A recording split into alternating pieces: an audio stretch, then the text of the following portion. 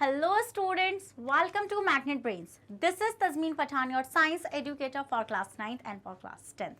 तो जैसे कि मैंने आपको अभी बताया कि मैं आप लोगों को पढ़ाने वाली हूँ क्लास 9th और क्लास 10th की साइंस, वो भी फुल कंप्लीट डिटेल्ड कोर्स के साथ, जिसमें आपको मिलेंगे डेली प्रैक्टिस पेपर्स।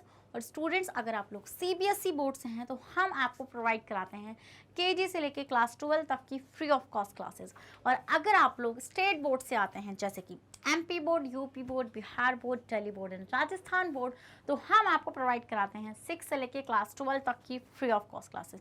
तो और स्टूडेंट्स, अगर आपको e books and e notes चाहिए, उसका लिंक आपको हमारे डिस्क्रिप्शन बॉक्स में मिल जाएगा, तो आप जाकर उसको वहां से अवेल कर सकते हैं। So without any further delay शुरू करते हैं आज का धमाकेदार सेशन, जिसके अंदर हम लोग डिस्कस करने जा रहे हैं मल्टीपल चॉइस क्वेश्चंस। तो भाई, लाइव प्रोसेस के मल्टीपल चॉइस क्वेश्चंस आज हम लोग देखने वाले हैं और इनको बढ़िया करके मास्टर करने वाले हैं। तो जल्दी से हेडिंग लगा लीजिए मल्टीपल चॉइस क्वेश्चंस की और आइए शुरू करते हैं। चलिए, तो जैसे कि पहला क्वेश्चन आपके सामने है, सबसे पहले वीडियो को पॉज करिए और खुद से ट्राई करने की कोशिश करिए, उससे पहले मैं आंसर जब ही आपको दिखाऊं। चलो भाई, आ जाओ, कर लिया, सॉल्व भी कर लिया होगा। अब आ जाओ, क्वेश्चन बोल रहा है which of the following are energy food. हाँ भाई, अब एनर्जी फूड इसको क्यों बोला गया? क्योंकि मैम, एनर्जी फूड का मतलब है कि हम यहाँ से क्या बनाने वाले हैं, बेसिकली एटीपी बनाने वाले हैं। तो कौन सा एनर्जी फूड होता है? तो स्टूडेंट, जो आपका एनर्जी फूड है वो दो फूड ऐसे हैं जो एनर्जी फूड है। एक तो है आपका कार्बोहाइड्रेट और एक है आपका फैट्स। फैट्स एंड कार्बोहाइड्रेट दो ऐसे सोर्स हैं फूड के, एनर्जी के, जिससे आप इजीली भर भर के एनर्जी निकाल सकते हैं। प्रोटीन एनर्जी सोर्स नहीं होता है स्टूडेंट, क्योंकि प्रोटीन जो है वो बेसिकली आपकी बॉडी की मतलब बिल्डिंग ब्लॉक है। आपकी बॉडी प्रोटीन की बनी हुई है, आपकी मसल्स प्रोटीन की हैं, सब चीज़ें प्रोटीन की हैं, हेयर में प्रोटीन, हर जगह। तो अगर प्रोटीन को आप एनर्जी सोर्स की तरह यूज़ करेंगे तो बेसिकली आपकी बॉडी अपने आप को ही खाना शुरू कर देगी। तो हम ये चीज़ नोटिस करते हैं कि कार्बोहाइड्रेट एंड फैट दो ऐसी चीज़ें होंगी जो क्या है, एनर्जी सोर्स है। तो आंसर क्या हो जाएगा आपका? Carbohydrate and fat.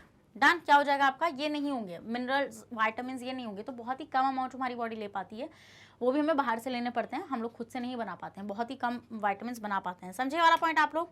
चलिए भाई, तो answer will B A. Done. Next आते हैं।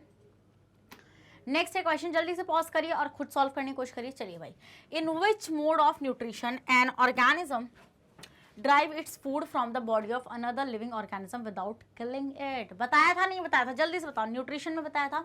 न्यूट्रिशन में मैंने आपको क्या पढ़ाए थे? दो टाइप्स पढ़ाए थे, हेट्रोट्रॉफिक एंड ऑटोट्रॉफिक। हेट्रोट्रॉफिक में फर्दर 3 कैटेगरीज पढ़ाएंगी। कौन सी? Holozoic, saprophytic and parasitic. Holozoic, saprophytic and parasitic. उसमें से मैंने आपको बताया था कि पैरासिटिक न्यूट्रिशन एक ऐसा न्यूट्रिशन होता है जिसमें जो ऑर्गेनिज्म है वो होस्ट को मारता तो नहीं है, बिना मारे उससे क्या लेता है? अपना न्यूट्रिशन लेता है। जैसे कि एग्जाम्पल्स बहुत सारे बताए थे मैंने। कुछ होते हैं एंडो पैरासाइट्स, कुछ होते हैं एक्टो पैरासाइट्स। एंडो जो अंदर रहते हैं बॉडी के, जैसे एस्कैरिस के बारे में बताया था। एस्कैरिस आपके स्मॉल इंटेस्टाइन में रह रहा है और वहां से न्यूट्रिशन ले रहा है हमारी म्यूकोजा में से। एक्टो पैरासाइट जो आपकी बॉडी के ऊपर रहते हैं, जैसे सरों में जुएं हो जाना, कुत्तों में टिक्स हो जाना। फिर एक मैंने आपको बताया था प्लांट्स में, कौन सी थी वो? कसकटा, अमरबेल। समझे वाला पॉइंट? तो कौन सा न्यूट्रिशन हो जाएगा स्टूडेंट आपका यहाँ पे? पैरासिटिक न्यूट्रिशन हो जाएगा, जिसमें ऑर्गेनिज्म जो है वो अपना फूड लिविंग ऑर्गेनिज्म की बॉडी पे से लेता है। समझ में आया वाला पॉइंट आप लोग? अगर समझ में आया भाई, इसी बात पर एड हार्ट कमेंट कर दो जल्दी से। चलो next question, the mode of nutrition found in fungi. भाई, फंजाई के बारे में एक बात बताई थी मैं तुम लोग को, याद है नहीं याद है? चलो याद दिलाती हूँ। ये है आपकी ब्रेड। क्या है ये आपकी? ये है आपकी, ये है ब्रेड। ये है ब्रेड। अब इस ब्रेड पर मान लो उग गया फंजाई। क्या उग गया स्टूडेंट्स? इसकी ब्रेड पर उग गया फंजाई। यहाँ पे इस तरीके से ऐसे ही फंजाई आपका उग गया। अब जब आपका फंजाई यहाँ पर उग गया, रुको यार एक मिनट,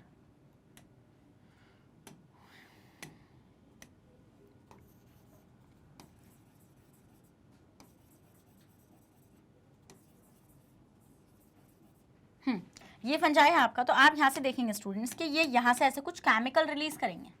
ऐसे केमिकल नहीं होते, ये होते हैं डाइजेस्टिव एंजाइम्स। क्या होते हैं? ये होते हैं डाइजेस्टिव एंजाइम्स।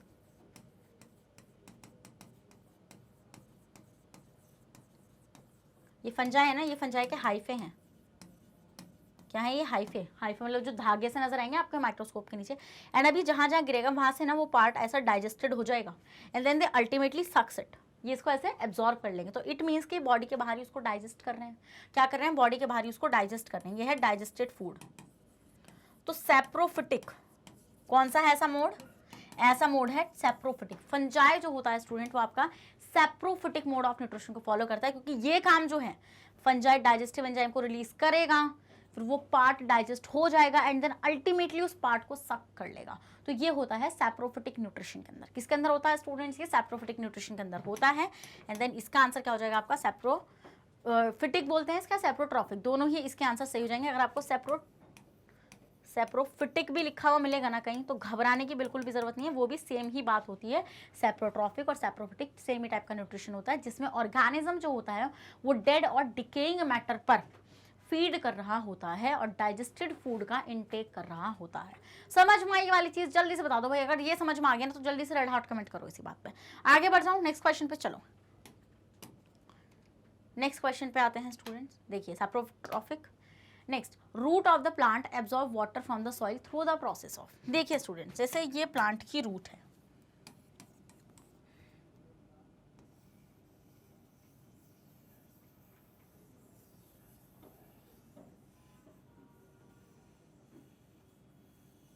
ऐसे ये है रूट एंड इस रूट में यहाँ पे आपके लगे हुए हैं root hair.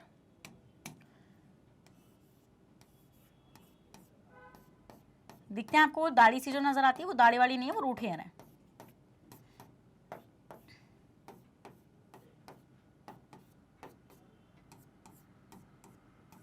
These are the root hair and ये है आपकी रूट्स। तो हम ये चीज नोटिस करते हैं कि यहाँ पे सॉइल में पड़ा हुआ है पानी, ऐसे सॉइल में क्या पड़ा हुआ है, यहाँ पे सॉइल में पड़ा होता है पानी, वाटर।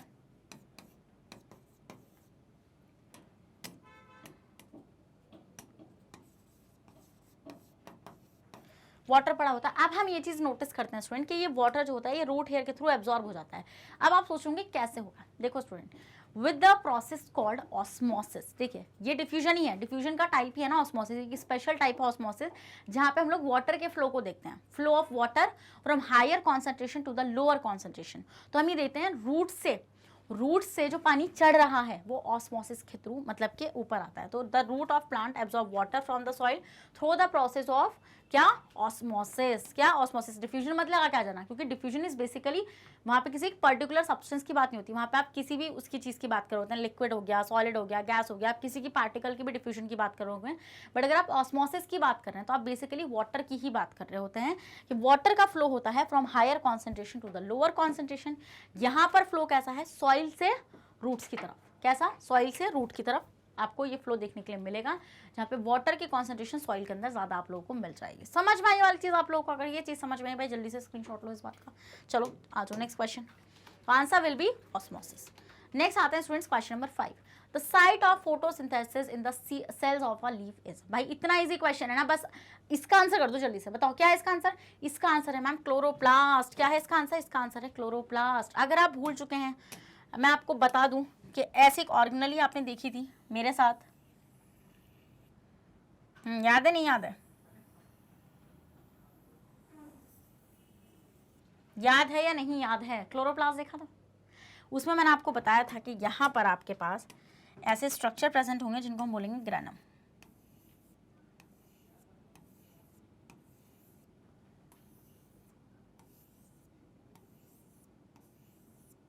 ऐसे ऐसे आपके पास ग्रेनम प्रेजेंट होगा एंड आप यहाँ पे क्या चीज़ नोटिस करेंगे, इस तरीके से ये प्रेजेंट था क्लोरोप्लास्ट। आपको मैंने बताया था कि ये जो है थाइलाकोइड और ये जो पूरा स्ट्रक्चर है ग्रेनम। यहाँ पर हमने क्या देखा था, हमने देखा था कि यहाँ पर जो सनलाइट आ रही है, यहाँ पर सनलाइट ट्रैप होती है। क्यों, किससे होती है, यहाँ पर पड़ा हुआ होता है आपका क्लोरोफिल। यहाँ पे क्या पड़ा हुआ होता है स्टूडेंट, ये होता है आपका क्लोरोफिल। इस क्लोरोफिल की हेल्प से, याद है नहीं याद है, इस क्लोरोफिल की हेल्प से सनलाइट ट्रैप होती है। देन अल्टीमेटली इस सनलाइट से क्या बनाई जाती है, एटीपी वगैरह बनाई जाती है। जिससे हम लोग क्या कर सकें स्टूडेंट, जिससे हम लोग यहाँ पर CO2 एंड वाटर से क्या बना सकें, बेसिकली ग्लूकोज बना सकें। तो दिस इज द फोटोसिंथेसिस, मतलब ये होता कहाँ पर है, क्लोरोप्लास्ट में होता है और लीफ के अंदर ये चीज आपकी चल रही होती है। समझ में आने वाला पॉइंट है, नहीं आया समझ में, जल्दी से बताओ, रेड हार्ट कमेंट करो इसी बात पर, आ गया समझ में।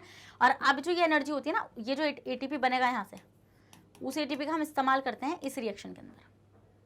लाइट रिएक्शन और डार्क रिएक्शन याद आया? यस मैम याद आया। चलिए भाई स्क्रीनशॉट ले लो आप पहले इसका, देखो। तो answer will be the chloroplast. Next आते हैं students question number 6। In amoeba food is digested in the, भाई इतना आसान क्वेश्चन ना, देखो याद है तुम लोगों को ये अमीबा था, तो इसने बेचारे बैक्टीरिया को खा लिया था जो पिकनिक पे गया था, भूल गए? याद है? यस मैम याद आ रहा है, थोड़ा थोड़ा, ज़्यादा हम नहीं याद कर पा रहे, कोई नहीं। तो आपको मैंने एक चीज़ बताई थी कि मान लो इसने बैक्टीरिया निगल लिया, जैसे ये इसने बैक्टीरिया निगल लिया, ये बैक्टीरिया था इसने निगल लिया, ये रो रहा है, हम देखेंगे इसके अराउंड क्या बनेगा स्टूडेंट्स, इसके अराउंड बनेगा फूड वैक्यूल। क्या बनेगा स्टूडेंट्स, इसके अराउंड बनेगा फूड वैक्यूल। और इस फूड वैक्यूल में आकर लाइसोसोम जो होंगे वो बस्ट कर जाएंगे। अब लाइसोसोम जैसे ही बस्ट करेंगे साथ में, तो यहाँ से फॉर्मेशन होगा फैगोसोम्स का। अब फैगोसोम्स अल्टीमेटली इसको डाइजेस्ट कर जाएंगे। तो हम ये देखते हैं कि जो अमीबा में फूड जो डाइजेस्ट होता है वो फूड वैक्यूल के अंदर ही डाइजेस्ट होता है। समझे वाला पॉइंट आप लोग बता दो भाई जल्दी से, अगर ये चीज़ समझ में आ गई है तो बहुत अच्छी बात है, ले लो भाई इसका screenshot. Next question, done food vacuole. आइए नेक्स्ट क्वेश्चन है, which of the following events in the mouth cavity will be affected if salivary amylase is lacking in the saliva? अगर आपके सलाइवा में salivary amylase ना हो तो क्या होगा, आइए बताते हैं। कोई दिक्कत की बात नहीं है। देखिए स्टूडेंट्स, आपको ये चीज़ बहुत अच्छे से मालूम होनी चाहिए, मालूम क्या, रटी हुई होनी चाहिए अगर आप मेरे से पढ़े हुए हैं, कि माउथ में, आपका जो माउथ है, माउथ में क्या बेसिकली बक्कल कैविटी में आपका जो कार्बोहाइड्रेट होता है ना, ये स्टार्च, जो आपका स्टार्च होता है वो आपका ब्रेक डाउन हो जाता है, डाइजेस्ट हो जाता है किसमें, माल्टोज में, मतलब शुगर में। माल्टोज एक बेसिकली शुगर है ना, एक सिंपल शुगर है, with the help of an enzyme called salivary amylase, called salivary amylase. तो हम ये देखते हैं कि 30% स्टार्च, 30% स्टार्च जो होता है वो आपका किस में डाइजेस्ट हो जाता है स्टूडेंट्स, आपका माउथ में भी डाइजेस्ट हो जाता है। तो अगर ये नहीं होगा तो क्या होगा, वो स्टार्च नहीं टूट पाएगा। तो हम ये देखेंगे starch breaking down into sugar, तो हम देखेंगे क्या चीज़ नहीं हो पाएगी भाई, ये चीज़ नहीं हो पाएगी। नेक्स्ट प्रोटीन, प्रोटीन टूटता ही नहीं है, पहली बात तो मुंह के अंदर टूटेगा ही नहीं। और सलाइवरी अमाइलेज उसका क्या मतलब, सलाइवरी अमाइलेज, अमाइलेज, अमाइलो वर्ड जो होता है वो कार्बोहाइड्रेट यूज होता है। एब्जॉर्प्शन ऑफ विटामिन गलत, फैट्स ब्रेकडाउन, फैट्स भी ब्रेकडाउन नहीं होता है। तो आंसर क्या हो जाएगा स्टूडेंट, आपका आंसर हो जाएगा, पहले आप इसका स्क्रीनशॉट ले लो, आपका आंसर हो जाएगा ए। क्या हो जाएगा स्टूडेंट आपका आंसर, आपका आंसर ए हो जाने वाला है। तो समझ में आया आप लोगों को ये वाली बात, जल्दी से बताइए। तो आप देखते हैं स्टूडेंट्स क्वेश्चन नंबर 8। तो अभी तक 7 क्वेश्चन बढ़िया करके याद हो चुके हैं, मतलब अच्छे से प्रैक्टिस हो चुके हैं। चलिए नेक्स्ट क्वेश्चन, सबसे पहले वीडियो को पॉज करो एंड खुद से करने की कोशिश करो। चलो हो गया, अब बताती हूँ मैं, which region of the alimentary canal absorbs the digested food. ये क्वेश्चन इतना है ना, 2020 का ये PYQ रह चुका है कि जो कौन सा पार्ट है, जहाँ एलिमेंट्री कैनाल का कौन सा पार्ट है जो डाइजेस्टेड फूड को एब्जॉर्ब करता है, जो किसको एब्जॉर्ब करता है स्टूडेंट्स, डाइजेस्टेड फूड को एब्जॉर्ब करता है। और इसका आंसर क्या हो जाने वाला है, स्मॉल इंटेस्टाइन। क्या हो जाने वाला है, स्मॉल इंटेस्टाइन। किस तरीके से करता है याद है, या फिर एक बार याद दिला दो जल्दी से। चलो भाई देखो कैसे करता है। आपको मैंने वहाँ पे एक स्ट्रक्चर पढ़ाया था जिसको हमने बोला था विलाई। क्या बोला था, विलाई बोला था। देखिए जो स्मॉल इंटेस्टाइन है ना, उसकी वॉल ना ऐसे सीधी नहीं है ना, वो ना ऐसे हैं, ऐसे ऐसे, समझे वाला पॉइंट मेरा, मतलब एक जैसे रुगे बोलते हैं ना, झुर्रिया जैसी, ऐसा सा कुछ उसमें आप पैटर्न देखेंगे। तो हम ही देखेंगे, मान लो वो इस तरीके से है, जैसे मान लो ये स्मॉल इंटेस्टाइन की वॉल है। तो आप समझ पा रहे हैं मेरा पॉइंट मैं कैसे बोल रही हूँ, ऐसे है वो, ऐसे ऐसे। तो बेसिकली अगर मैं आपको निकाल के दिखाऊंगी बाहर, तो आपको इसकी वॉल कुछ ऐसी नजर आएगी। और यहाँ तक ही नहीं, इसके ऊपर भी आपको एक स्ट्रक्चर इस तरीके से नजर आने वाला है। देखिए इसके ऊपर यहाँ पर ऐसे ऐसे देख पा रहे हैं आप, आबड़ खाबड़ स्ट्रक्चर। ये है आपका विलाई। क्या है स्टूडेंट्स, ये है आपका विलाई। दिस पिंक पार्ट, ये जो है ना, ये वाला पार्ट, ये वाला आपका पूरा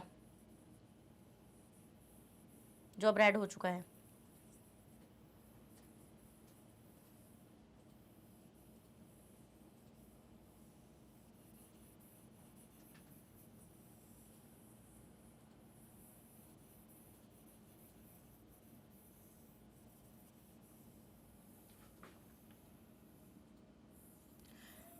ये हो गया आपका विलाय।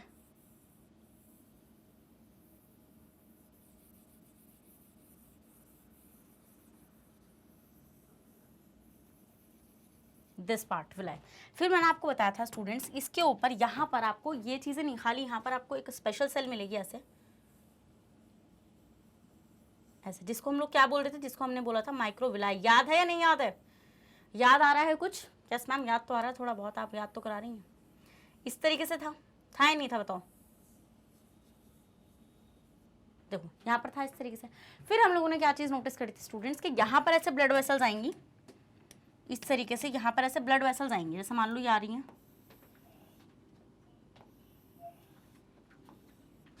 ऐसा, ऐसे ब्लड वेसल आ रही है। तो अब हमने क्या देखा था, जो भी डाइजेस्टेड फूड था स्टूडेंट्स, वो वहां से एब्जॉर्ब हुआ माइक्रोविलाई के थ्रू, बाहर से एब्जॉर्ब हुआ माइक्रोविलाई के थ्रू अंदर वॉल्स में से, देन वो इस तरीके से ऐसे यहाँ पर ऐसे ब्लड वेसल्स में चला गया। कहाँ चला गया स्टूडेंट्स? वो ऐसे ब्लड वेसल में जा चुका था, एंड अल्टीमेटली इस तरीके से पूरा का पूरा एब्जॉर्प्शन होता है। अब ये ब्लड बॉडी की हर सेल तक जाएगा, और इस जो भी इसके अंदर न्यूट्रिशन है, जो भी चीज़ आपने खाई है, जिससे भी एनर्जी, जैसे ग्लूकोज, वो हर सेल को मिल जाएगा। तो इस तरीके से आपका डाइजेशन होता, मतलब जो डाइजेस्टेड फूड होता है वो एब्जॉर्ब होता है स्मॉल इंटेस्टाइन के अंदर। डन। बहुत इंपॉर्टेंट क्वेश्चन है, मार्क लगा लो, 2020 में आया था ये। डन। आगे बढ़ जाऊँ मैं? चलो भाई स्क्रीनशॉट ले लो इसका। अब देखो small intestine. Next question, question number 9। भाई वीडियो पॉज करो, फिर देखो जल्दी से करो। हो गया सॉल्व? अब आ जाओ। देखो, the contraction and expansion movement of the walls of the food pipe is called. मैंने आप लोगों को बताया था कि जब आप खाना खा रहे हैं, आपने खाना खाया, तो जब आपने खाना खाया तो बेसिकली वो ये नहीं है कि फिसलता हुआ नीचे पहुंच गया, ऐसा नहीं हुआ। पता है कैसे होता है? जैसे आपने खाना खाया, यहाँ आया, तो वो ऐसे एक ऐसी मूवमेंट देगा आपको, ऐसी ऐसी ऐसी। This contraction and this expansion, contraction expansion, ये जो मूवमेंट है फूड पाइप में जो होती है, इसको हम लोग क्या बोलते हैं स्टूडेंट्स? पेरिस्टाल्टिक मूवमेंट हम लोग इसको बोलते हैं। और आपको एक क्वेश्चन जरूर आएगा कि पेरिस्टाल्टिक मूवमेंट क्या होता है। तो पेरिस्टाल्टिक मूवमेंट क्या होता है? The contraction and expansion movement of the walls of the food pipe is called peristaltic movement. मैंने आपको बताया भी है कैसे, ऐसे कॉन्ट्रेक्शन, देखो देख पा रहे हो, इधर देखो, ऐसे कॉन्ट्रेक्शन और ऐसे एक्सपेंशन। समझे मेरे वाला पॉइंट आप लोग? तो क्या हो जाएगा? वो आपका पेरिस्टाल्टिक मूवमेंट हो जाएगा। ये चीज क्लियर हो गई है? यस मैम, ये चीज हम अच्छे समझ में आ गई। Next question, next question. चलो भाई वीडियो पॉज करो, करो करो करो, कर ली।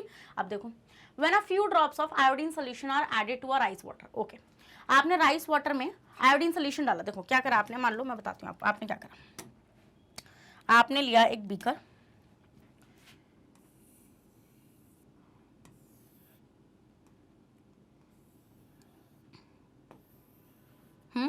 आपने उसमें राइस वाटर ले रखा था, मान लो this is the rice water, this is the rice water. The solution turn blue and black in colour. अब आपने क्या करा स्टूडेंट्स, आपने इसके अंदर आयोडीन सोल्यूशन डाला,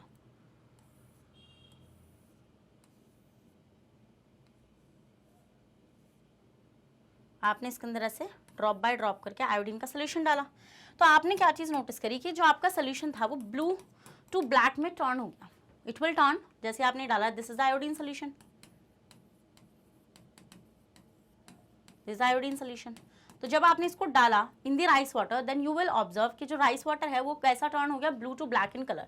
this indicates that rice water contain. अब इससे क्या पता चलता है कि राइस वाटर में ऐसी क्या चीज थी जो आयोडीन के साथ रिएक्शन करके और वहां पर क्या बन गया? ब्लू टू ब्लैक कलर का एक सोल्यूशन बन गया। देखिए स्टूडेंट्स, राइस एक कार्बोहाइड्रेट पार्ट है। राइस क्या है? कार्बोहाइड्रेट है। अब मतलब उसके पास होता है स्टार्च। तो basically carbohydrate is a starch. तो स्टार्च का स्ट्रक्चर कुछ ऐसा होता है, मैंने ये चीज आपको बार बार बताई हुई भी है, हेलिकल स्ट्रक्चर होता है ऐसा। राइस में होता है स्टार्च।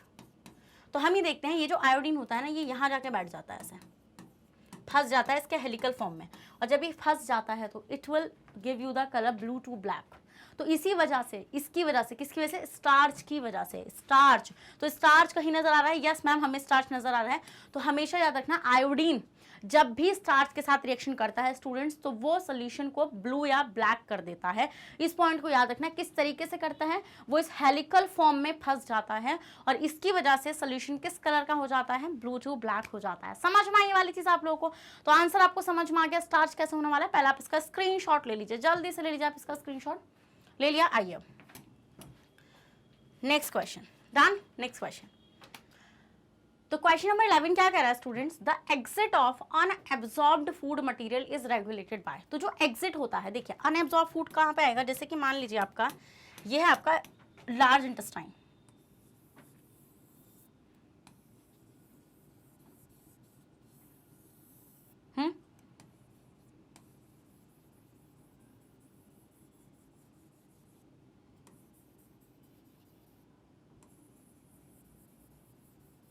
ये क्या है, ये है लार्ज इंटेस्टाइन। अब आपको ये चीज अच्छे से पता है, this is a large intestine.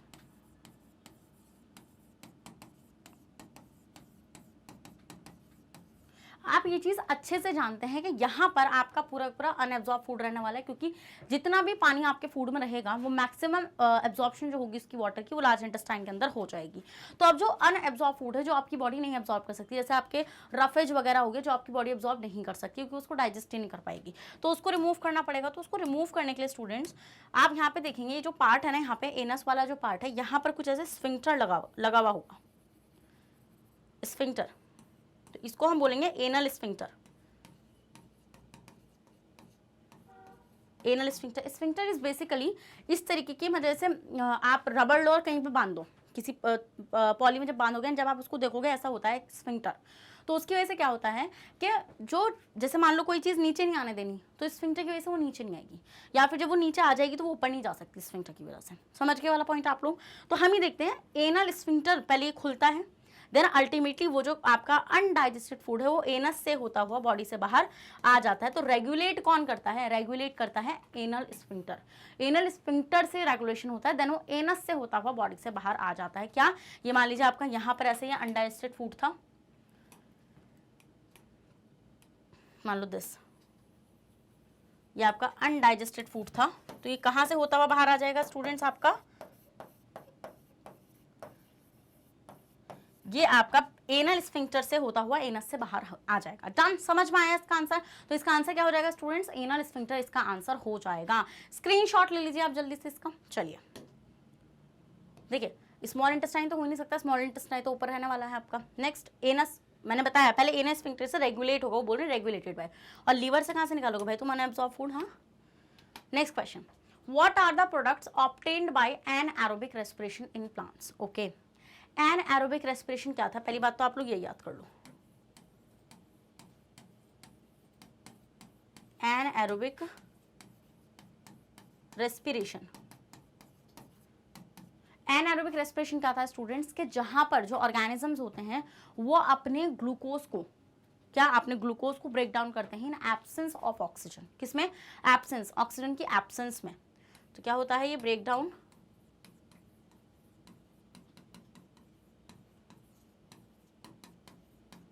of glucose in absence of oxygen, in absence of oxygen। तो अब आप बोलेंगे मैम मतलब पूरा प्रोसेस, करेक्ट, पूरा प्रोसेस में इन एब्सेंस ऑफ ऑक्सीजन में होता है। इट मीन्स कि मैम इनके पास ऑक्सीजन ही नहीं है। तो ऐसा कौन सा प्लांट था, ऐसा था यीस्ट। कौन था स्टूडेंट्स, यीस्ट था। तो यीस्ट क्या करता है स्टूडेंट्स, विदाउट ऑक्सीजन अपने ग्लूकोज को ब्रेक डाउन करेगा और उससे अपनी एनर्जी निकालेगा। तो जब वो ये काम कर रहा होता है तो देखो क्या होता है, होता ऐसा है कुछ कि हम ये देखते हैं जो आपका ग्लूकोज होगा, सबसे पहले आप लोगों को ये चीज अच्छे से मालूम है कि जो भी आपके पास ग्लूकोज सोर्स होगा वो कन्वर्ट होगा स्टूडेंट्स पायरूवेट में। किस में कन्वर्ट होगा, वो पायरूवेट में कन्वर्ट होगा। ये चीज मैंने बहुत डिटेल में समझाई हुई है। ग्लूकोज पायरूवेट में टूटेगा, इसी स्टेप को हम बोलते हैं ग्लाइकोलाइसिस। क्या बोलते हैं, ग्लाइकोलाइसिस, जो कहां पर चलता है, इन साइटोप्लाज्म, इन साइटोप्लाज्म। ये भी तुम्हारा क्वेश्चन है बोर्ड का कि ग्लाइकोलाइसिस की साइट क्या है। साइट मतलब कि कहां पर हो रहा है ग्लाइकोलाइसिस। तो ग्लाइकोलाइसिस कहां पर होता है स्टूडेंट, आपका साइटोप्लाज्म में होता है, जहां पर आपका ग्लूकोज पायरूवेट में टूट जाता है।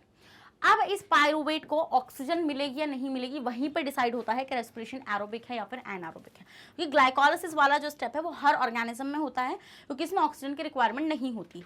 तो इसका मतलब कि मैम यहाँ पर पायरुवेट को अगर ऑक्सीजन मिल गया तो उसका फेट अलग हो जाएगा, अगर नहीं मिला तो कुछ और हो जाएगा। करेक्ट, मान तो मेरी बात।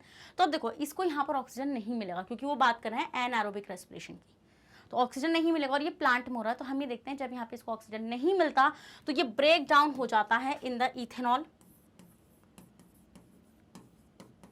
साथ में रिलीज होता है CO2 एंड साथ में रिलीज होती है students energy in the form of ATP।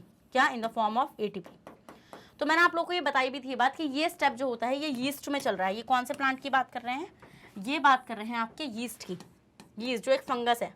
तो मैंने आपको ये चीज़ बताई थी कि एनारोबिक रेस्पिरेशन को मतलब हम लोग फर्मेंटेशन की तरह भी कंसिडर करते हैं। इसमें हम लोग देखते हैं कि यीस्ट से हम लोग बेसिकली इथेनॉल का फॉर्मेशन कराते हैं। किसका फॉर्मेशन कराते हैं? इथेनॉल का फॉर्मेशन कराते हैं। बट जब 13% की कॉन्सेंट्रेशन हो जाती है इथेनॉल की तो वो यीस्ट के लिए ही पॉइजनस हो जाती है। तो इसलिए जब जितनी इतनी अल्कोहल बनती रहती है उतनी उतनी हम लोग वहाँ से निकालते चले जाते हैं। समझे वाला पॉइंट आप लोग या नहीं समझे? जल्दी से बताइए। समझ गए? पूरी तरीके से समझ गए? Okay, done. अब देखो भाई, कर लो इसको जल्दी से, इसका स्क्रीनशॉट लो। तो आंसर क्या हो जाएगा? क्या नजर आ रहा है? देखो, लैक्टिक एसिड एनर्जी नहीं हो सकता। क्यों? उसका रीजन सुनो।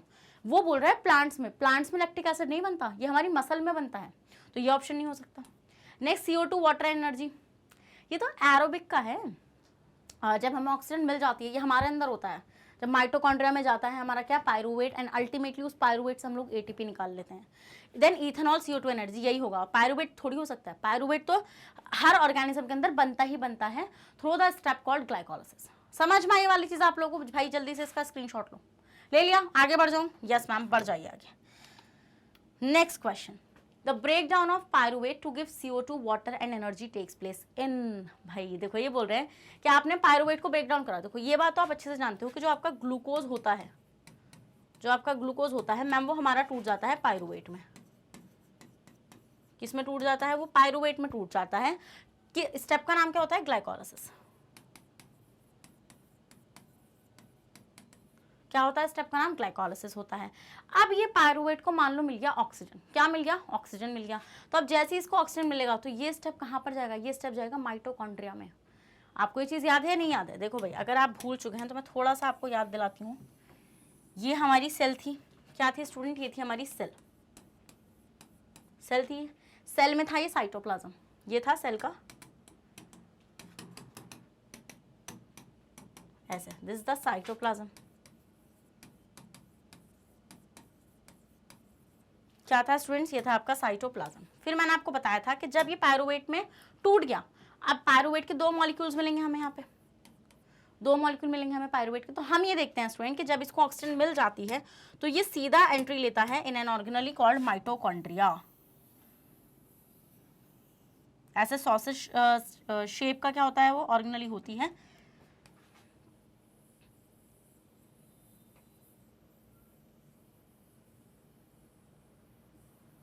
ऐसे, this is the mitochondria. Mitochondria. तो हम ये चीज़ नोटिस करते हैं स्टूडेंट्स कि ये जो पायरुवेट होता है ये इस माइटोकॉन्ड्रिया में एंट्री लेता है एंड देन अल्टीमेटली ये पायरुवेट ब्रेक डाउन हो जाता है in the form of CO2 water and साथ रिलीज होती है भर भर के ATP। क्या रिलीज होती है? ATP। कितनी ATP रिलीज होती है? जल्दी से बताइए। 38 ATP हमें एक मॉलिक्यूल ऑफ ग्लूकोज से मिल जाती है यहाँ पर। तो ये कहाँ पर होता है स्टूडेंट? ये होता है आपका माइटोकॉन्ड्रिया के अंदर। साइटोप्लाज्म में नहीं हो सकता क्योंकि साइटोप्लाज्म में आपका ग्लूकोज पायरुवेट में टूट जाता है। तो हमें तो यहाँ पे बोल रहे हैं ना कि CO2 वाटर एंड एनर्जी कहाँ पर मिल रही है? क्लोरोप्लास्ट हो ही नहीं सकता, कोई फोटोसिंथेसिस थोड़ी चल रहा है, और न्यूक्लियस भी नहीं हो सकता। समझे वाला पॉइंट आप लोग? डन? समझ में आ गई चीज? जल्दी से स्क्रीनशॉट लो इसी बात पे। ले लिया स्क्रीनशॉट? चलो भाई, अब देखो यहाँ पे the answer will be mitochondria. Next question, question number, तो चलो भाई पॉज करो। देखो, glycolysis process occur in which part of the cell. अभी ये चीज बता रही हूँ, ग्लाइकोलाइसिस क्या होता है मैम? ग्लाइकोलाइसिस होता है जब आपका ग्लूकोज जो होता है वो ब्रेक डाउन हो जाता है in the form of pyruvate. किस फॉर्म में? पायरुवेट की फॉर्म में। जब वो ब्रेक डाउन हो जाता है तो वो बन जाता है आपका क्या? इस स्टेप को हम लोग क्या बोलते हैं स्टूडेंट्स? इस स्टेप को हम बोलते हैं दिस इज ग्लाइकोलिसिस। तो आंसर क्या हो जाएगा इसका? साइटोप्लाज्म हो जाएगा। मैम बार बार ये चीज बता रही है, glycolysis cytoplasm of the cell के अंदर परफॉर्म होता है, न्यूक्लियस, माइटोकॉन्ड्रिया, क्लोरोप्लास्ट में नहीं होगा, इन तीनों में नहीं होगा। डन। तो ये क्वेश्चन बहुत इंपॉर्टेंट है, आ रहा है तो मतलब बोर्ड में आने के चांसेस भी बहुत ज्यादा इसके हो जाएंगे। ले लीजिए स्क्रीनशॉट। चलिए नेक्स्ट क्वेश्चन, क्वेश्चन नंबर 15।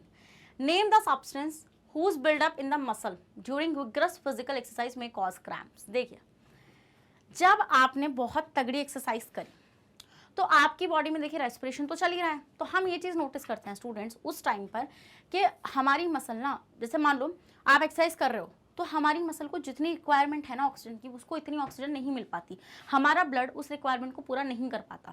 भले से हमारा ब्रीदिंग रेट भी बढ़ जाता है, हमारा क्या होता है कार्डिक आउटपुट भी बढ़ जाता है। कार्डिक आउटपुट क्या होता है कि कितना ब्लड वेंट्रिकल पुश मार रहे हैं एक बार में, तो वैसे 70 ml मारते हैं, बट जब हम लोग ऐसे विग्रेस एक्सरसाइज करते हैं तो वो बढ़ जाता है। तो हम ये चीज़ नोटिस कर रहे हैं कि उसके बाद भी मसल की रिक्वायरमेंट पूरी नहीं हो रही होती है, तो मसल क्या करती है, मसल के अंदर मसल मजबूरी में एन एरोबिक रेस्पिरेशन उसको करना पड़ता है। तो जब वो एन एरोबिक रेस्पिरेशन कर रही होती है स्टूडेंट्स, तो देखो क्या होता है, मसल सेल है वो, तो ग्लूकोज सबसे पहले देखो हर बार ग्लूकोज सबसे पहले पायरुवेट में ही टूटेगा। किस में टूटेगा? पायरुवेट में ही टूटेगा। अब ये फर्दर पायरुवेट ऑक्सीजन की प्रेजेंस में है या फिर विदाउट ऑक्सीजन की प्रेजेंस में, अब ये डिसाइड होगा यहाँ पे। तो हम ये देखेंगे जो पायरुवेट है, अगर ये किसी एनिमल की बॉडी में हो रहा है, मसल में हो रहा है, तो हम ये देखेंगे ये टूटता है आपका लैक्टिक एसिड, और साथ में यहाँ से एनर्जी रिलीज हो जाती है in the form of ATP. ये जो लैक्टिक एसिड बना है ना स्टूडेंट्स, ये जो लैक्टिक एसिड बना है ये कॉज क्रैम्प्स। आपने देखा होगा जब आप विग्रेस एक्सरसाइज कर लेते हैं तो आपकी बॉडी सोर कर जाती है। सोर का मतलब क्या? दुखने लगती है, कहीं कहीं से दुखने लगती है, पैर दुखने लगते हैं, हाथ पैर दुखने लगते हैं। ऐसा क्यों होता है स्टूडेंट्स? क्योंकि वहाँ पर फॉर्मेशन हुआ है लैक्टिक एसिड का, और लैक्टिक एसिड क्रैम्प्स कॉज करता है। अब आप बोल रहे हैं कि मैम इससे रिलीफ कैसे मिल सकता है? इससे रिलीफ मिल सकता है, आप हॉट वाटर बाथ लें, जिससे आपकी बॉडी का ब्लड सर्कुलेशन अच्छा होगा और आपकी मसल को अच्छे ब्लड की सप्लाई हो जाएगी। डन। तो इसका आंसर क्या हो जाएगा student? Lactic acid plus energy. इस लैक्टिक एसिड की वजह से ही आपको क्रैम्प्स कॉज होते हैं। ये बहुत इंपॉर्टेंट कॉन्सेप्ट है, क्योंकि बोर्ड में से क्वेश्चन देखा जाता है। डन। इथेनॉल CO2 एनर्जी नहीं हो सकता, बिकॉज ये यीस्ट में होता है, प्लांट के अंदर एनारोबिक रेस्पिरेशन में देखा जाता है। CO2 वाटर एनर्जी भी नहीं हो सकता, क्योंकि ये एरोबिक रेस्पिरेशन है। और पायरुवेट तो स्टूडेंट सब में बनता ही है, बट इसकी वजह से हमें क्रैम्प्स कॉज नहीं होते हैं। डन। समझ में आई वाली चीज आप लोगों को? जल्दी से भाई इसी बात पे इसका स्क्रीनशॉट ले लो। ले लिया? Okay. Next question, name the pores in a leaf through which respiratory exchange of gases takes place. देखिए भाई, क्वेश्चन है आपका, वो ये बोल रहे हैं कि ये मान लो आपकी लीफ है, ये लीफ है। अब मान लो मैंने इस लीफ को ना इस तरीके से ऐसा पलट दिया। कैसे पलटा समझ रहे हो ना? ऐसे थी, ऐसे थी, ये ऐसे थी, मैंने इसको यूं पलटा आगे से थोड़ा सा। तो आप देखेंगे यहाँ पर आपको ऐसे पोर्स नजर आएंगे। बेसिकली वो पोर्स नहीं होंगे, देखो क्या होगा यहाँ पे, मान लो ये आपको ऐसे पोर्स नजर आएंगे। अभी मैं आपको बड़ा करके भी दिखाऊंगी, ऐसे दीज पोर्स, ऐसे पोर्स नजर आएंगे आपको। ये पोर्स एक्सचेंज ऑफ गैसेज में हेल्प कर रहे हैं। अब ये पोर्स क्या है? अब लो बड़ा करके भी दिखा दूँ। देखिए भाई क्या है ये मैम, हम देखते हैं यहाँ पे ऐसे बीन शेप का स्ट्रक्चर हमें दिखता है। और यहाँ पर आप देखेंगे यहाँ पे साइड में इसके ऐसे सब्सिडियरी सेल्स होती हैं।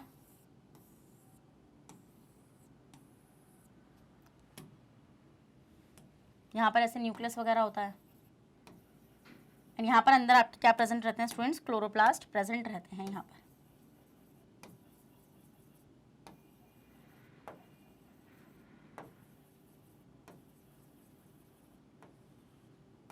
ऐसे समझे? समझे नहीं समझे वाली बात? देखो ये क्या था? ये था आपकी गार्ड सेल। डन। ये हो गया आपके chloroplast, these are the subsidiary cell. और इन सब्सिडियरी सेल्स के अराउंड स्टूडेंट्स क्या होती हैं? आपकी मेसोफिल सेल होती है। यहाँ पे नॉर्मल आपकी मेसोफिल सेल रहेंगी, ये आपकी क्या रहेंगी? आपकी मेसोफिल सेल रहेंगी। तो हम ये देखते हैं स्टूडेंट्स, ये जो इसका बीच वाला पार्ट है, दिस, ये जो आप स्टोमेटल का पोर बीच में आप देख पा रहे हैं, दिस पार्ट, ये इस पार्ट को स्टूडेंट हम लोग क्या बोलते हैं? इसको हम बोलते हैं स्टोमेटल पोर। Stomatal pore. अब हम ये चीज नोटिस करते हैं कि जो गैसेस हैं, जो कौन सी आपकी गैसेस हैं,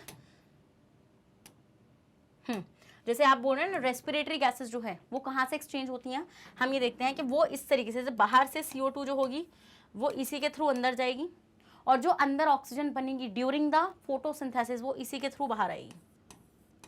तो ये काम कहाँ पर होता है स्टूडेंट्स, ये होता है थ्रू द स्टोमेटा। किसके थ्रू होता है स्टूडेंट्स, ये स्टोमेटा के थ्रू होता है। अब आप बोलेंगे कि मैम लेंटिसल्स भी तो है, लेंटिसल्स भी तो आपने पढ़ा था, बट देखो ना वो कहाँ पे पूछ रहा है, वो आपसे लीफ में पूछ रहा है।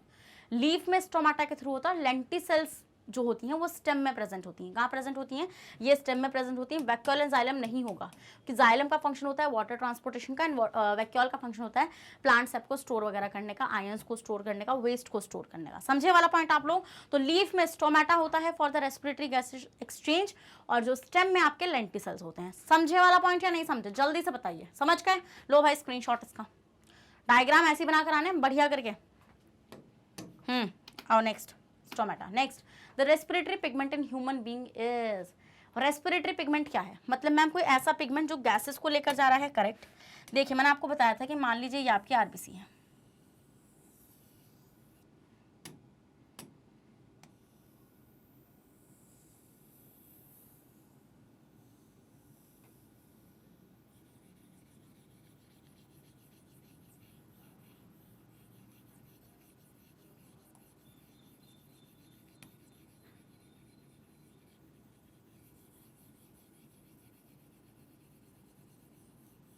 ये आरबीसी है। अब मैंने आपको एक चीज बताई थी स्टूडेंट्स के, एक आरबीसी में, ये आरबीसी है, आरबीसी के अंदर आपको एक ऐसा मॉलिक्यूल मिलेगा देखने के लिए,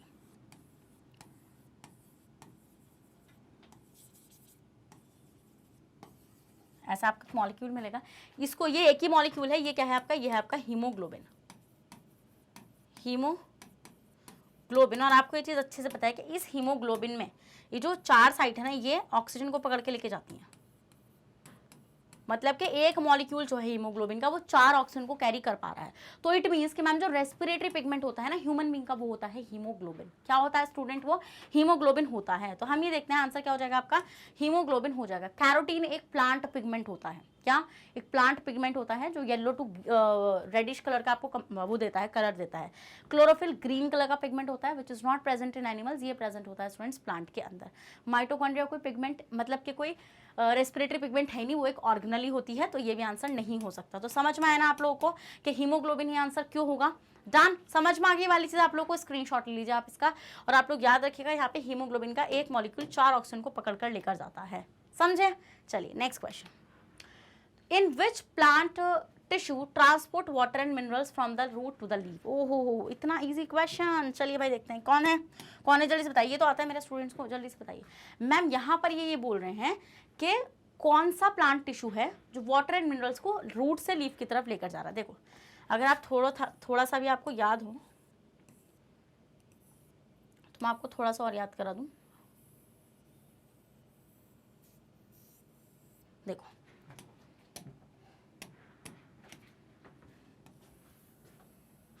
मेरी लीफ को क्या हो गया, पीली पड़ गई, कोई नहीं, हम अभी हरा कर देंगे इसको। देखो स्टूडेंट्स, यहाँ से मैंने आप लोगों को बताया था कि ट्रांसपोर्टेशन सिस्टम चलेगा। कैसा होगा ट्रांसपोर्टेशन सिस्टम, कुछ ऐसा होगा, मान लो यहाँ पे इस तरीके से,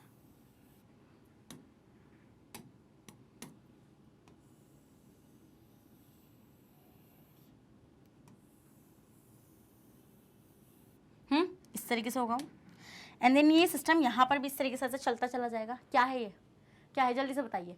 मैम ये तो कुछ आपने जाइलम जैसा पढ़ाया था हम लोगों का, वही है ये, बताइए क्या है ये जाइलम है। मैंने आपको 2 कैटेगरीज पढ़ाई थी वहाँ पे, जाइलम वेसल्स एंड ट्रैकीड्स, जो पानी को अल्टीमेटली ऊपर लेकर जा रहे हैं। बताई थी मैंने वाली चीज़ या नहीं बताई थी, जल्दी से बताइए। तो इसके थ्रू वाटर यहाँ से ऊपर की तरफ चढ़ेगा, यहाँ पर भी ऐसे ही जाएगा, वो लीव्स में भी ऐसे ही जाएगा। तो with the help of xylem जो आपके क्या होते हैं, वाटर एंड मिनरल्स होते हैं, वो कहाँ जाते हैं, ऊपर की तरफ चले जाते हैं। तो मिनरल्स जो होते हैं वो वाटर में डिजॉल्व हो जाते हैं, तो उसके थ्रू वो ऊपर चढ़ जाते हैं। तो आंसर क्या हो जाएगा स्टूडेंट, इसका जाइलम हो जाएगा। फ्लोएम क्यों नहीं हो सकता, क्योंकि मैम फ्लोएम फूड ट्रांसपोर्टेशन कराता है। क्या कराता है स्टूडेंट्स, फूड को ट्रांसपोर्ट कराता है, इसलिए मैम फ्लोएम नहीं हो सकता। नेक्स्ट पैरेन्काइमा नहीं हो सकता है, बिकॉज पैरेन्काइमा को ट्रांसपोर्टेशन में हेल्प नहीं कर रहा होता है। एंड कोलोनकाइमा सपोर्ट के लिए होता है, ये भी नहीं आपको क्या करेगा, ट्रांसपोर्टेशन में हेल्प करेगा। समझा अभी वाला पॉइंट, ले लो भाई इसका स्क्रीनशॉट जल्दी से। चलो आंसर विल बी जालिम। Next, the movement of food in phloem is called. देखिए भाई, आप लोगों को ये बात अच्छे से मालूम है कि फूड का ट्रांसपोर्टेशन कैसे होता है। मान लीजिए ये आपके पास प्लांट है, तो आपको पता है जो फूड है वो कहाँ से आएगा, लीफ से आएगा।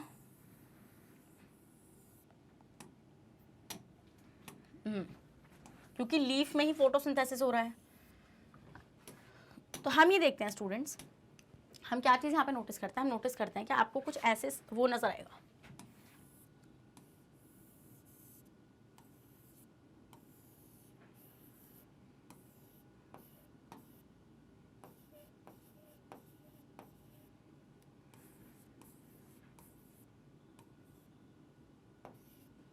देखिए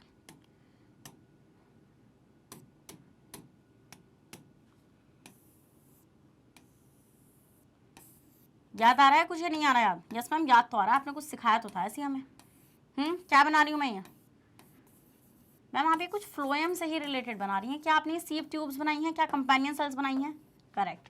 तो स्टूडेंट्स आपको ये चीज़ अच्छे से पता है कि यहाँ पे जो भी फूड बन रहा होगा, यहाँ पर जो भी फूड बना होगा, जैसे मान लो किस फॉर्म में बना होगा, वो बना होगा ग्लूकोज मान लो, वैसे ये मान लो ये बना है यहाँ से बना।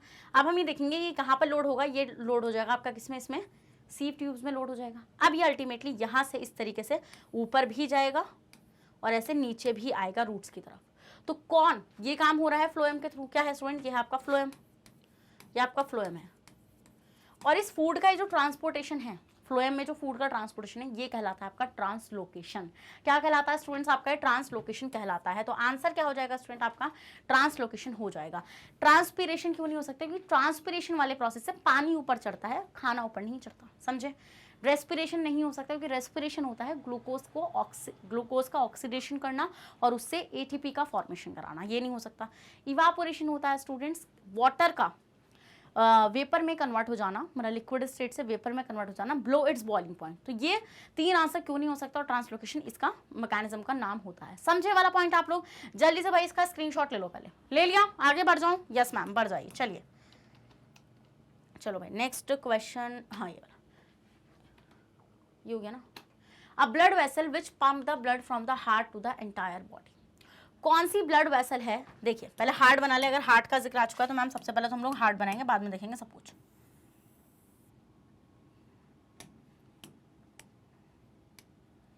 राइट से बनाती हूँ, चलो।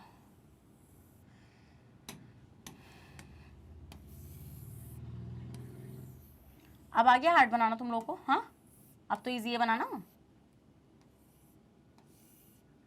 देखो ये बोल रहे हैं कि जो ब्लड वेसल है, जो ब्लड को पंप करती है from the heart to the entire body, पूरी बॉडी को जो लेकर जाएगी। देखो स्टूडेंट्स आपको ये चीज़ अच्छे से मालूम है कि यहाँ से ऐसे ऐसे, यहाँ पे मान लो आपका इधर साइड, उधर साइड तो नहीं होगा,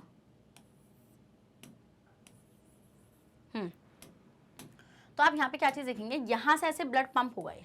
तो आपको पता है सबसे बड़ी मेन, मैंने आपको चीज़ बताई थी, एक कॉन्सेप्ट मैंने आप लोगों के साथ शेयर किया था आर्टरी एंड वेन का। आर्टरी में मैंने आपको बताया था A for artery, A for away, मतलब हमेशा हार्ट से ब्लड को जो लेके निकलेगी वो आर्टरी होगी। जैसे मेन आर्टरी जो होती है वो होती है ऑर्टा, जो लेके निकलती है यहाँ पे, बट ऑर्टा तो हमें ऑप्शन में नहीं दिख रहा, बट मैम हमें आर्टरी ऑप्शन में जरूर दिख रहा है। क्या दिख रहा है? आर्टरी हमें ऑप्शन में जरूर दिख रहा है। तो इसका आंसर क्या हो जाएगा स्टूडेंट्स? आर्टरी हो जाएगा, क्योंकि aorta is a main artery, मतलब है वो आर्टरी एक तरीके से, बट वो मेन आर्टरी है जो पूरी तरीके से ब्लड को हार्ट से लेकर निकलेगी। समझ के वाला पॉइंट आप लोग? जल्दी से बताओ समझे नहीं समझे। अब ये ऑर्टा जो होगी ये ऐसे टूट जाएगी आर्टरीज में, किसमें टूट जाएगी? आर्टरी में टूटेंगे, अल्टीमेटली आर्टरी टूटेंगी ब्लड कैपाइलरीज में। किसमें टूटेंगी स्टूडेंट्स? की और पतली पतली ट्यूब्स में टूट जाएंगी, ब्लड कैपाइलरीज में, समझे। तो आंसर क्या हो जाएगा स्टूडेंट्स? आर्टरी हो जाएगा। हमेशा याद रखना जब भी ब्लड हार्ट से बाहर जा रहा है तो हमेशा आर्टरी ही उसको लेकर जाएंगी, और अगर ब्लड हार्ट के पास आ रहा है, वापस आ रहा है, तो हमेशा उसको वेन ही लेकर आएंगे। समझा आप ये वाला पॉइंट? अगर आपको ये चीज चमकी है तो भाई जल्दी से स्क्रीनशॉट लो, ले लो, चलो done. Next question, name a circulatory fluid in human being other than blood. Okay, blood से अलग ऐसा कौन सा फ्लूइड है जो सर्कुलेटिंग फ्लूइड कहलाता है? बताते हैं, आइए, कोई दिक्कत नहीं है। जैसे कि मान लीजिए स्टूडेंट्स ये आपके पास कोई सेल है,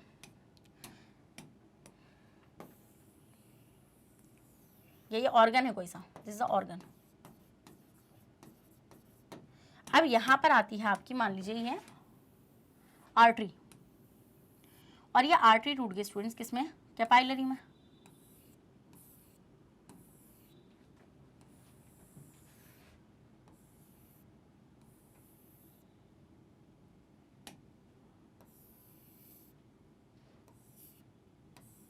ऐसे अब ये यहाँ से अल्टीमेटली क्या बन के निकल जाएगी, वेन बन के निकलेगी। ये बात आप अच्छे जानते हैं। क्या क्या है ये है आपकी क्या,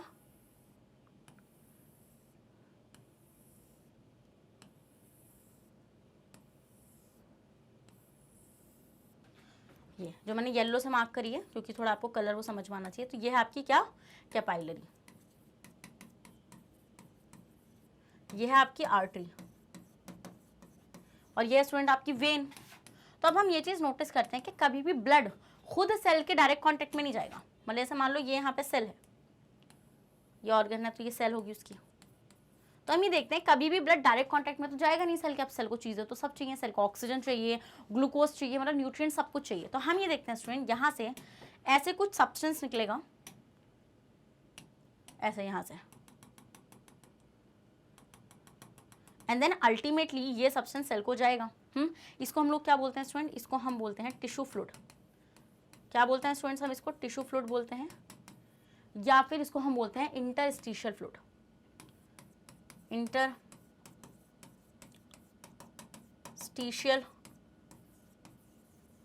फ्लूइड क्या बोलते हैं स्टूडेंट्स, इंटरस्टिशियल फ्लूइड बोलते हैं, या फिर इसको टिश्यू फ्लूइड बोलते हैं। अब हम ये देखते हैं कि ये जो टिश्यू फ्लूइड है ये सारा का सारा वापस से कैपाइलरीज में नहीं आता। तो हम ये सोचते हैं अभी मैम कहाँ जाता है, देखिए कहाँ जाता है स्टूडेंट, यहाँ पर एक ऐसे एक वेसल आएगी, एक कैपाइलरीज आएंगी जो अल्टीमेटली इस फ्लूइड को कलेक्ट करेंगी अपने अंदर ऐसे, और यहाँ से पूरी की पूरी कैसे क्या बनाएंगी, कैसे वेसल बनाएंगी, और वो अल्टीमेटली वो वेसल जाकर ऐसे वेन वाले पार्ट में जुड़ेगी। तो ये क्या है, ये क्या है, रुको बताती हूँ ये क्या है।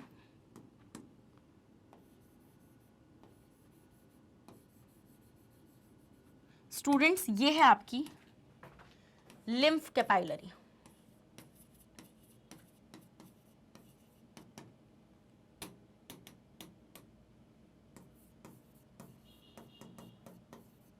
ये क्या है स्टूडेंट, ये है आपकी लिम्फ कैपाइलरी, और ये क्या है, ये है आपकी लिम्फ वेसल।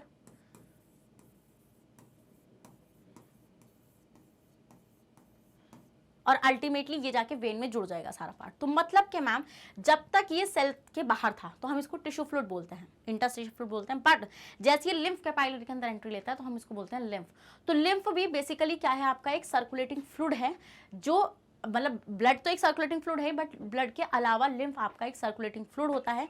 इसके अंदर ऐसे ऐसे प्रोटीन, जैसे जो प्रोटीन बाहर निकल जाते हैं, वैसे तो नहीं निकल पाएंगे, बट अगर निकल जाते हैं तो वो प्रोटीन लिम्फ में आ जाते हैं, लिम्फ उनको वापस से ब्लड प्लाज्मा के अंदर डाल देता है। समझे वाला पॉइंट आप लोग। तो आंसर क्या हो जाएगा उसका, लिम्फ हो जाएगा। प्लेटलेट्स नहीं हो सकता क्योंकि प्लेटलेट्स जो होती हैं वो ब्लड में सेल्स प्रेजेंट होती हैं जो इन्फेक्शन से फाइट कर रही होती है, मतलब इन्फेक्शन से बोली सॉरी, जो ब्लड के कोगुलेशन में हेल्प कर रही होती हैं। आरबीसी नहीं हो सकती क्योंकि आरबीसी जो है आपका वो ट्रांसपोर्ट कर रही होती है गैसेस को। डन। प्लाज्मा भी नहीं हो सकता क्योंकि प्लाज्मा तो यही है ना जो निकल रहा है, मतलब कि यहाँ से। समझे वाला पॉइंट आप लोग। डन। आगे बढ़ जाऊँ, चलो भाई स्क्रीनशॉट लो इसका। तो answer will be the lymph. Next question, single circulation that is blood flows through the heart only once during one cycle of passage through the body is exhibited which of the following. देखो भाई एक बात बताओ, तुम लोगों को circulation पढ़ाया था या नहीं पढ़ाया था, जल्दी से बता दो। पढ़ाई थी ये चीज़। अब सर्कुलेशन जिस टाइम पे पढ़ाया था उस टाइम पे मैंने 3 टाइप के सर्कुलेशन तुम लोग को पढ़ाए थे। एक था आपका डबल सर्कुलेशन, एक था आपका सिंगल सर्कुलेशन, और एक था आपका इनकम्प्लीट सर्कुलेशन। तो अब जल्दी से सोचो, एक बार हार्ट के अंदर ब्लड किस में जाएगा, बताओ भाई, सोचो जल्दी से, किस में जाएगा। मैम आपने हमारे अंदर जो चीज़ पढ़ाई थी वो तो डबल सर्कुलेशन था, बिकॉज क्योंकि आपने बताया था कि डबल सर्कुलेशन क्या होता है, जब हार्ट में ब्लड 2 बार जाए। यहाँ पर बात कर रहे हैं ये लोग सिंगल सर्कुलेशन की। किसकी बात कर रहे हैं, सिंगल सर्कुलेशन, मतलब कि हार्ट में एक ही बार ब्लड गया। आओ ज़रा, मछली जल की रानी है, बताई थी ये चीज़। हाँ हाँ मैम बताई थी, बट हम लोग भूल जाते हैं, हम भुलक्कड़ हैं बिल्कुल। देखो सबसे पहले ये आपकी फिश हो जाएगी,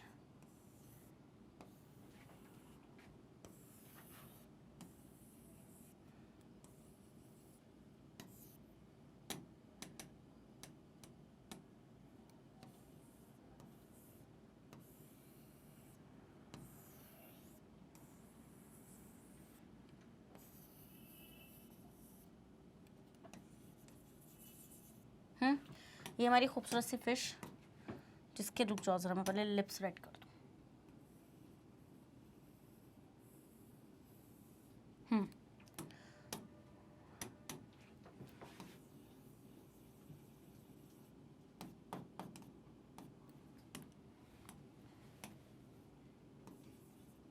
ये हमारी फिश। तो अब आपको ये चीज़ अच्छे से पता होगी स्टूडेंट, ये है मान लो इसका heart, this is the heart, ये हार्ट है, ये फिश का हार्ट है। क्या है ये? फिश का हार्ट है। फिश का हार्ट 2 चेम्बर हार्ट होता है। तो हम ये देखते हैं स्टूडेंट्स, ये यहाँ पर इसके पास एक ऑर्गन होता है, जैसे ऑर्गन हियर, यहाँ पर एक ऑर्गन होता है इस तरीके से। उस ऑर्गन को हम लोग क्या बोलते हैं? गिल। क्या बोलते हैं? गिल्स बोलते हैं। एंड अल्टीमेटली ये क्या करती है? ये पानी भरती है मुंह से, और ये गिल्स क्या करते हैं? गिल्स उस पानी में से ऑक्सीजन निकालते हैं, और जो वाटर होता है उसको यहाँ पर ऐसे गिल स्लिट्स होते हैं इसके पास, जैसे मतलब ऐसा हो ना, तुमने शार्क देखी है कभी? अभी गूगल करके देखना शार्क को, तो तुम देखोगे ना शार्क के यहाँ पे ऐसे पंजे, जैसे कोई शार्क जंग लड़के आ रही हो, शार्क के किसी ने यहाँ पे मार दी हो, है ना, ऐसे वैसे हिम्मत नहीं है। फीमेल शार्क ये काम कर सकती है कि उसके यहाँ पे मारेंगे, उनको हम बोलते हैं स्टूडेंट्स गिल स्लिट्स। यहाँ पर आपको मिलेंगे वो गिल स्लिट्स। देन अल्टीमेटली वो वाटर यहाँ से ऐसे रिमूव हो जाता है, ये है आपके गिल स्लिट्स। तो हम ये देखते हैं, अब ये जो होता है, अब डायरेक्टली गिल्स जो होते हैं ना, वो ब्लड वेसल्स में उस ऑक्सीजन को डाल देते हैं। अब ये जो ऑक्सीजनेटेड ब्लड है ना, ये डायरेक्टली ऑर्गन्स के पास जाता है। किसके पास जाता है स्टूडेंट्स? ये ऑर्गन के पास जाता है। यहाँ पर ये ऑर्गन्स हैं। मतलब कि आप ये चीज़ नोटिस करो, ये जो गिल्स ने ऑक्सीजन डायरेक्ट ब्लड में डाल दी, तो अब वो कहाँ चला गया? वो चला गया ऑर्गन के पास। अब ऑर्गन से जो डीऑक्सीजनेटेड ब्लड होता है वो आता है हार्ट के पास। देन हार्ट उसमें से उस ब्लड को कहाँ भेजती है? गिल्स के पास भेजती है। मतलब कि मैम हम ये चीज़ नोटिस कर रहे हैं कि फिशेज में ब्लड सिर्फ एक ही बार जाता है हार्ट के अंदर। देख रहे हो तुम लोग, ब्लड सिर्फ एक ही बार जाता है हार्ट के अंदर। देखो ये जा रहा, इसलिए हम फिश के हार्ट को वीनस हार्ट बोलते हैं, क्योंकि सिर्फ डीऑक्सीजनेटेड ब्लड ही फिश के हार्ट में जाता है हमेशा। अब हमारे में तो 2 बार जाता है। फिर मैंने आपको एक पढ़ाया था इनकम्प्लीट सर्कुलेशन, जहाँ पर जाता तो 2 बार है ना, जहाँ मेंढक के अंदर पढ़ाया था मैंने, एम्फीबियन में पढ़ाया था, याद है? जिसमें हमने बोला था कि 3 चेम्बर हार्ट होता है इस तरीके से, 2 एट्रिया होते हैं बट वेंट्रिकल एक होता है। तो ब्लड आएगा तो 2 बारी, ब्लड यहाँ पर आएगा 2 बारी, लंग्स में जाएगा, लंग्स से वापस से हार्ट में आएगा। बट यहाँ पर बात कर रहे हैं ये लोग किसकी? ये लोग बात कर रहे हैं सिंगल सर्कुलेशन की। तो सिंगल सर्कुलेशन सिर्फ हमें फिशेज में देखने के लिए मिलता है, इसलिए हम लोग फिश के हार्ट को वीनस हार्ट बोलते हैं। तो अगर इसमें कहीं पे भी तुम्हें सारी की सारी फिशेज नजर आ रही हो ना, आंसर लगा देना उसका। तो ये अगर अब ये क्वेश्चन गलत नहीं होना चाहिए। सिंगल सर्कुलेशन का मतलब होता है हार्ट के अंदर ब्लड का सिर्फ एक ही बार जाना। समझे? Flows blood through the heart only during 1 cycle of passage through the body is exhibited which of the following. तो ऑप्शन देखेंगे स्टूडेंट्स हम लोग यहाँ पे, हाइला, राणा, ड्रैको। देखो स्टूडेंट्स, हाइला ट्री फ्रॉग होता है, राणा एक फ्रॉग होता है, एंड ड्रैको जो होता है वो आपका क्या होता है? वो भी आपका एक एम्फीबियन होता है, वो रेप्टाइल होता है। तो इसका मतलब ये तो ऑप्शंस हो ही नहीं सकते यहाँ पे। समझे वाला पॉइंट आप लोग? तो ये तो हो नहीं सकता। फिर well, dolphin, turtle. Ma'am well और डॉल्फिन तो फिशेज हैं, टर्टल नहीं हो सकता, टर्टल एक रेप्टाइल होता है, तो ये तो हो नहीं सकता आपका। डन। नेक्स्ट आते हैं आपका लेबियो, कैमलियन एंड सैलामेंडर। ये आपके नहीं हो सकते बिकॉज ये आपके रेप्टाइल कैटेगरीज के अंदर लाई कर जाएंगे। जैसे सैलामेंडर एक एम्फीबियन है बट ये आपके रेप्टाइल्स हो जाएंगे। जैसे व्हेल वहाँ पर एक मैमल है, तो ये तो हो ही नहीं सकते। नेक्स्ट आ जाओ, तो ये तीनों ऑप्शन गलत हो गए। हिप्पोकैम्पस होता है दरियाई घोड़ा, सी हॉर्स जिसको हम बोलते हैं, वो एक फिश होती है। एक्सोसीटस एक फिश होती है, और एनाबस भी एक फिश होती है। डन। तो इसका आंसर क्या हो जाएगा? सी हो जाएगा। तो घबराओ मत, ये क्वेश्चन मैं सिर्फ इसलिए लेकर आई हूँ, मतलब कि आपको ये नहीं लगना चाहिए मैम हमें तो इनके नाम ही नहीं आते तो हम कैसे करेंगे इन क्वेश्चन को। डोंट वरी, बस आपको इस क्वेश्चन से एक कॉन्सेप्ट समझ में आएगा कि आपको क्वेश्चन किस तरीके से आएंगे सर्कुलेशन से। जैसे सिंगल सर्कुलेशन में फंसाएंगे एनिमल्स देखे। डन। तो हर तरीके का क्वेश्चन आपको आना चाहिए। थोड़ा आपके लेवल से थोड़ा ऊपर था ये क्वेश्चन, क्योंकि आपको फिशेस के नाम नहीं आते हैं इस तरीके से, बट कोई दिक्कत नहीं है, लगा लो भाई, आपको एक सीखने के लिए ये चीज़ मिली है। समझ में आए वाले पॉइंट? चलो भाई next question. Name the tube which connects the kidney to the urinary bladder. देखिए आपको मैंने ये चीज़ पढ़ाई थी अच्छे से। जैसे मान लीजिए ये है आपकी किडनीज, यहाँ पे किडनीज हैं। तो किडनी जो होती है स्टूडेंट, यहाँ से एक ऐसे ट्यूब निकलती है,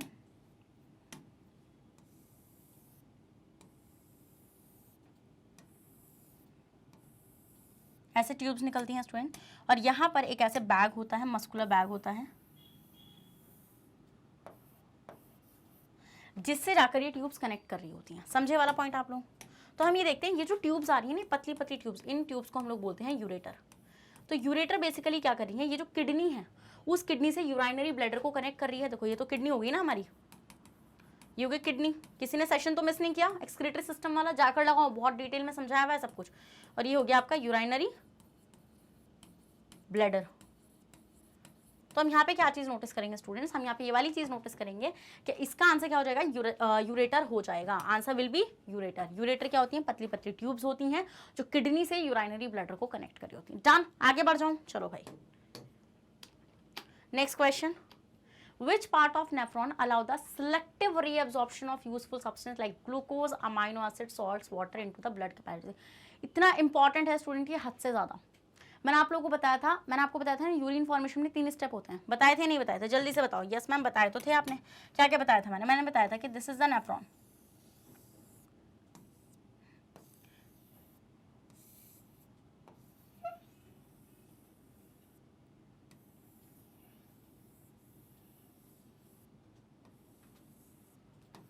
ये क्या है स्टूडेंट, ये है आपका नेफ्रॉन। तो मैंने आपको चीज़ ये बताई थी कि यहाँ पर इस तरीके से ऐसे ग्लोमेरुलस होगा। तो सबसे पहला स्टेप क्या होता है यूरिन फॉर्मेशन का, फिल्ट्रेशन। क्या होता है स्टूडेंट, सबसे पहला स्टेप फिल्ट्रेशन। तो यहाँ से चीज़ें फिल्टर होंगी बोमन कैप्सूल में ग्लोमेरुलस से। तो पहला स्टेप तो हो गया फिल्ट्रेशन, डन। फिर यहाँ पर मैंने आपको बताया था फिल्ट्रेशन। अब फिल्ट्रेशन में जो भी आपकी इंपॉर्टेंट चीज़ें हैं, जैसे आपका ग्लूकोज, अमाइनो एसिड, ये सारी चीज़ें भी आ जाती हैं, इंपॉर्टेंट चीज़ें भी आ जाती हैं। तो वो तो हम जाने नहीं देंगे। तो हम ये देखते हैं, ये जो आपकी इफरेंट आर्टियोल होती है ऐसे कैपिलरी में टूटती है, याद है। तो मैंने आपको ये चीज़ बताई थी कि जो पीसीटी वाला पार्ट है ना, ये जो आपका पीसीटी वाला पार्ट है, यहाँ पर 100% ग्लूकोज, 100% मतलब जो भी ग्लूकोज है यहाँ पे 100% ग्लूकोज, आपका अमाइनो एसिड जो भी एसेंशियल अमाइनो एसिड्स हैं, सॉल्ट, जैसे NaCl भी चला जाता है तो उसकी हमें ज़रूरत पड़ती है, वो सॉल्ट, कुछ वाटर, ज़्यादा वाटर भी हम लोग नहीं जाने देते यूरिन में। ये मत सोचना हम लोग सिर्फ 1.5 लीटर तक यूरिन ही प्रोड्यूस करते हैं। 1.5 लीटर समझ लो, 1.5 लीटर कितना होता है, इतना यूरिन ही हम लोग सिर्फ रिलीज करते हैं। डन। तो वो सब कुछ हम लोग का यहाँ से होता है। इस स्टेप को हम बोलते हैं, जो पीसीटी में होता है, इसी को हम लोग बोलते हैं सिलेक्टिव रीअब्जॉर्प्शन। सिलेक्टिव क्यों बोलते हैं स्टूडेंट्स, क्योंकि यहाँ पे हम कुछ ही चीज़ों को रीअब्जॉर्ब करा रहे हैं।